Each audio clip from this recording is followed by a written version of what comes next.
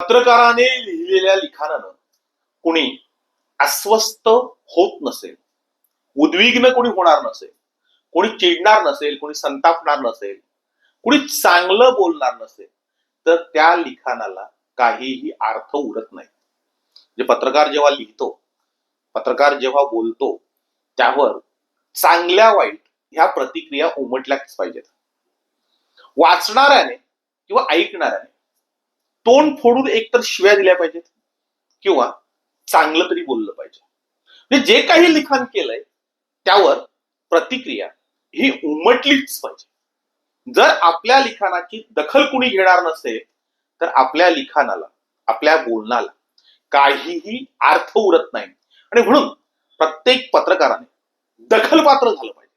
समाजातून प्रतिक्रिया, मग त्या चांगल्या असोत किंवा वाईट असोत, लोक दोष देऊ देत किंवा लोक चांगलं सांगू देत, मात्र त्या लिखाणाची दखल ही प्रत्येकाने घेतलीच पाहिजे.